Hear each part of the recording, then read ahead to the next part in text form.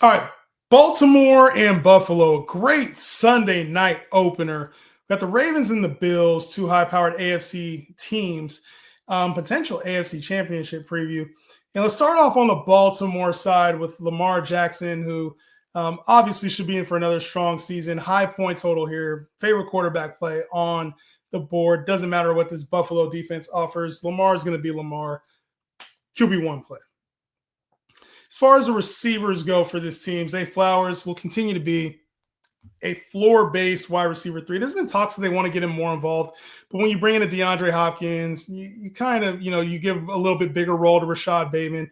There's just not a whole lot of upside here. We've seen Zay Flowers have strong games, especially strong openers in the past, but I think for me, Zay Flowers is probably always going to be ranked as like a middling to back end wide receiver three. We'll probably have some spike weeks. I'm just not going to bet on it most weeks. As far as a flex option, Rashad Bateman is probably a splash player bust. Will need the longer gain or a touchdown in order to justify the spot in the lineup for the most part.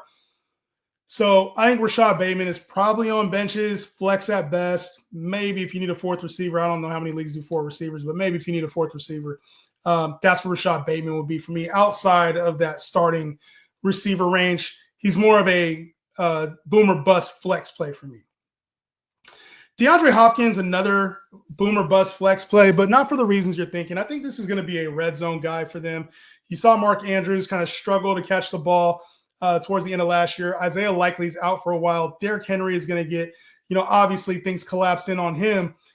This gives him a big body on the outside that can just go win, whereas Zay Flowers has to do stuff across the middle. We got Rashad Bateman, not really this big body red zone guy, whereas D-Hop can win in one-on-one. So I think he's a touchdown or bust flex play right now. I wouldn't want to start him until we see some consistent usage out of him and what his route participation looks like. So is he running routes? Is he playing on the field? Or is he more of a spot start in certain situations?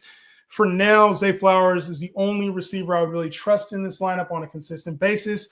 And like I said, it's definitely not for the upside. As far as Derrick Henry goes, plus matchup for him against Buffalo, feel free to fire him up as usual as a top 5 option.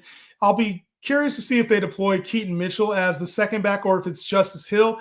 Keaton Mitchell, coming off of his injury last year, didn't look the same, but all indications are that he looks the part now and that he's kind of got some of that old speed back. And if he does, this is a player that we've seen in prime time before play really well. So I don't think Keaton Mitchell gets that kind of opportunity this game with Derrick Henry, but he could be a nice complementary piece in the passing game or maybe just a change of pace guy at some point here. Just something to note if either A, something were ever to happen to Derrick Henry, or B, they want to kind of give some of this workload distributed out, and it's not Justice Hill that starts things off. So I want to see how that workload looks like Justice Hill and Keaton Mitchell. And then as far as Mark Andrews, feel free to fire him up. He's a tight end one, especially while Isaiah Likely's out. Isaiah Likely expected to be back at some point here earlier in the season than later. But for now, Mark Andrews is going to be a volume-based play. And, he was kind of dealing with some of that mental stuff earlier on. And I think even after the AFC Championship, there was some stuff he was dealing with. But I think things are good for him. Lamar has said they're going to see the old Mark Andrews. I'm curious to see what it looks like in a neutral matchup against Buffalo. Like I said, a lot of points available. He has a good shot at getting in the red zone or in the end zone as well. And as far as the Buffalo side here, it's easy to talk about Josh Allen the same way I talk about Lamar. You start him, he's a high-end quarterback option every week. And this Baltimore unit is obviously going to be a strong defensive unit no matter what. So for me, Josh Allen, high-end QB play, not much to discuss there. You're starting him no matter what. As far as the receivers go, I think this is where it gets a little interesting. So we have Khalil Shakir, who was the number 1 receiver for this team last year, coming into the season a little banged up. There's talks that he may not be his full self for a few weeks. So if you have Khalil Shakir, I'd put him in like the flex radar more so than like the wide receiver 3 range. You might be hoping he brings you probably more of a flex, maybe even a bench to see what this thing looks like. Who I am excited about is Keon Coleman, who struggled as a rookie, but I do think there's going to be some opportunities presented. Everything out of this preseason has been that he looks the part this year of the player that they drafted. They went up to go get him in the draft last year. And if he does take on that role, like he was playing a lot better before his injury mid-season last year and the team brought in Amari Cooper. If he really has taken that development, I expect a strong season from Keon Coleman and probably as soon as this week. So Keon Coleman for me is a high upside flex, maybe even a wide receiver 3 on some teams. For me, I would want him as a flex. Like I said, high upside, and I think the floor is pretty high for him as well. The other receiver in this room is Joshua Palmer, who was brought over from the Los Angeles Chargers, and he seems like a more of a complimentary piece, but there's volume to go around. Like we saw Mac Hollins even have a role on this team at times last year. So I'm not rushing out to start Joshua Palmer. Just a name I wanted to touch on as in case we see him hit the red zone. I keep saying hit the red zone instead of the end zone. In case we see him hit the end zone, or we see like a splash play out of him deep downfield. Kind of reminds me of like what Mac Hollins brings to the table. That's really what Joshua Palmer reminds me of for this offense.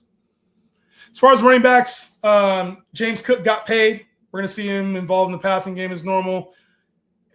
What I do want to see is the red zone usage for real. Like, are they going to use Josh Allen again in the red zone, or is this going to be exclusively James Cook again?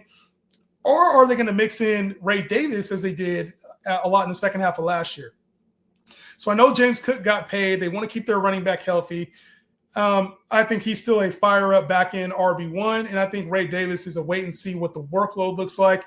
Probably more of a handcuff than anything at this point. And then Dalton Kincaid at tight end is a little intriguing for me because sometimes it takes tight ends a few years to build up to what they're supposed to be. He was a first-round pick, and this a lot of the same talk that people had about like Kyle Pitts or even Brock Bowers. At the time, if we remember, Dalton Kincaid was like talked up as a very nice receiving threat. There was talks even his rookie year that he could come in and play the big slot and that he was going to take over what Dawson Knox was doing. We haven't seen it come to fruition over his first 2 years. So I think Dalton Kincaid will have some opportunity this year to outplay his ADP, but be a nice floor play type tight end for this Buffalo Bills team. We got to see it. I got to know if he's made the improvements. But schematically, they've always tried to get him involved. He's kind of been a mixed bag of results. I want to see what that looks like for him this week, specifically against Baltimore. All lights will be on him. Wouldn't shock me to see him have a decent showing in this matchup. All right.